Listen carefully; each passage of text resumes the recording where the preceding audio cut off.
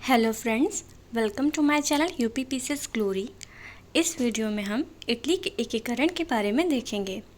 तो इसकी भूमिका के अंतर्गत हमें देखते हैं 19वीं सदी में इटली में एक राजनीतिक और सामाजिक अभियान चला जिसमें छोटे छोटे राज्यों को मिलाकर एक संगठित इटली का निर्माण किया गया। इटली एकीकरण में मैजिनी, काउंट कावूर और गैरिबाल्डी का अहम योगदान था।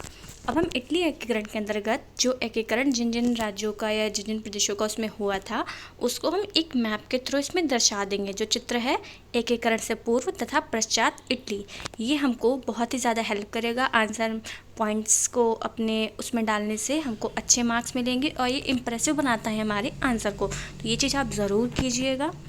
उसके बाद में हम देखेंगे एकीकरण में क्या क्या बाधाएँ थीं। तो इटली के एकीकरण के बाधा के संदर्भ में हम देखते हैं इटली की भौगोलिक स्थिति, उत्तरी, मध्य, दक्षिणी इटली। मध्य इटली में पोप शासन जो एकीकरण का विरोधी था। इटली में ऑस्ट्रिया का प्रभुत्व। इटली के विभाजित अन्य राज्य एकीकरण के विरोधी थे। मैजिनी का गणतंत्र, कावूर का संवैधानिक राजतंत्र में विश्वास। कुलीन व सामंत भूमिहीन होने के भय में एकीकरण के विरोधी थे। अब इटली के एकीकरण में कौन कौन से सहायक तत्व थे उनको हम देखेंगे। कार्बोनरी गुप्त संस्था का उदय, फ्रांस की क्रांति, प्रारंभिक विद्रोह तथा ऑस्ट्रिया द्वारा दमन, मैजिनी और युवा इटली का आंदोलन, पोप की उदारतापूर्ण नीतियाँ, लेखकों के प्रयास, कोयला व लोहा की भूमिका। अब हम इटली के एकीकरण में मैजिनी की भूमिका को देखेंगे कि किस तरीके से उन्होंने इटली के एकीकरण को सिद्ध किया था। इटली का एकीकरण तथा गणतंत्रात्मक शासन प्रणाली के समर्थन थे वो। 1831 में यंग इटली व 1834 में यंग यूरोप की स्थापना, जनता जनार्दन तथा इटली का नारा, कार्बोनरी संस्था सदस्यता से 1830 में क्रांति में भाग। आप अपने आंसर को कम लिमिट में क्योंकि हमको वहाँ लिखना होता है इसलिए बहुत ज़्यादा बुलेट पॉइंट्स का यूज़ कीजिएगा ताकि छोटे छोटे लाइन में अच्छी अच्छी चीज़ों को हम उसमें डाल सकें। और काफ़ी जो कि क्वेश्चन रहेगा उसके अंदर 2 से 3 डायमेंशन ज़रूर होती हैं, तो हमें सारी फुलफ़िल करनी होती है आंसर को कंप्लीट करने के लिए। तो हमको वहाँ पर बहुत ही ज़्यादा शॉर्ट फॉर्म में अपनी चीज़ों को प्रेजेंट करना रहेगा। अब हम आगे देखेंगे इटली के एकीकरण में कावूर की क्या भूमिका थी। क्रीमिया युद्ध तथा इटली का मुद्दा अंतर्राष्ट्रीय किया। इटली की दुर्दशा के लिए ऑस्ट्रिया को जिम्मेदार बताया। फ्रांस की सहायता से लोम्बार्डी वेनेशिया की प्राप्ति की। गैरिबाल्डी का योगदान देखेंगे। उत्तरी इटली के साथ नेपल्स तथा सिसिली की विजय। एकीकरण का तृतीय चरण। और इसमें एक और छोटा सा पॉइंट लिख रखा है मैंने, फ्रांस और जर्मनी में सेडान युद्ध के कारण फ्रांस ने अपनी सेना इटली से बुला ली जिससे रोम पर इटली का कब्जा हो गया और उसका एकीकरण पूर्ण हुआ। अब हम अपना नेक्स्ट टॉपिक देखेंगे रूस की क्रांति। इसकी भूमिका के अंतर्गत देखते हैं हम।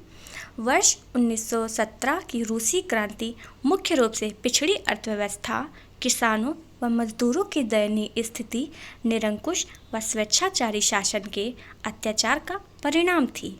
इसने कुलीन जमींदारों, सामंतों, पूंजीपतियों आदि की आर्थिक और सामाजिक सत्ता को समाप्त करते हुए विश्व में मजदूर और किसानों की प्रथम सत्ता स्थापित की। अब हम रूसी क्रांति के कारणों को देखेंगे।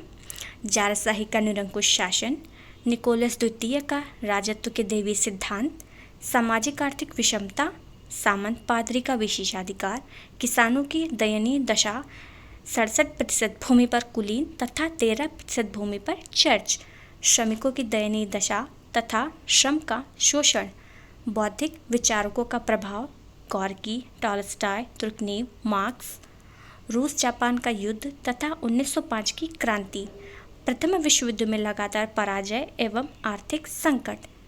अब हम क्रांति के परिणामों को देखेंगे। इसको हम कई डायमेंशन में कन्वर्ट कर देंगे जिसके कारण राजनीतिक परिणाम, आर्थिक परिणाम, सामाजिक परिणाम, वैश्विक परिणाम। तो हम राजनीतिक परिणाम के अंतर्गत देखते हैं निरंकुश जारशाही का अंत, लेनिन नेतृत्व में समाजवादी एवं वर्गहीन राज्य का उदय, वर्ल्ड वॉर प्रथम से रूस के अलग होना।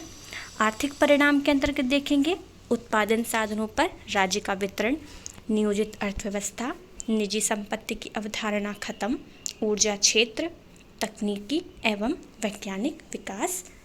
सामाजिक परिणाम के अंतर्गत देखेंगे सामंत कुलीन चर्च विशेषाधिकार की समाप्ति, वर्ग विहीन समाज की स्थापना, शिक्षा का प्रसार, लैंगिक भेदभाव में कमी।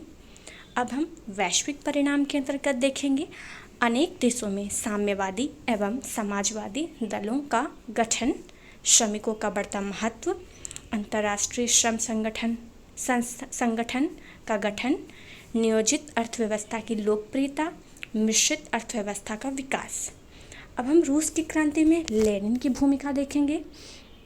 ज़मीन और कारखानों का राष्ट्रीयकरण, जर्मनी के साथ ब्रेस्ट लिटोवस्क की संधि, रूसी चर्च की संपत्ति बिना मुआवजे दर्ज, 1921 में नई आर्थिक नीति, नवीन संविधान का निर्माण, उत्पादन के सारे साधनों का राष्ट्रीयकरण, रेलवे, बैंक, अन्य उद्योगों को सरकारी संपत्ति बनाया। ट्रॉट्स्की के अनुसार उसे जनता के नब्ज पहचानने की अनुपम योग्यता थी, जिसके फलस्वरूप उसने रूस में एक नवीन समाजवादी राज्य की स्थापना की। यह हमारी रूस की क्रांति के संबंध में था। आज की वीडियो के लिए इतना ही। अब हम नेक्स्ट वीडियो में इसके आगे के टॉपिक को कंप्लीट करेंगे। आपको मेरी वीडियो अच्छी लगी हो तो प्लीज़ इसको लाइक कर दीजिएगा, सब्सक्राइब कर दीजिएगा। Thank you.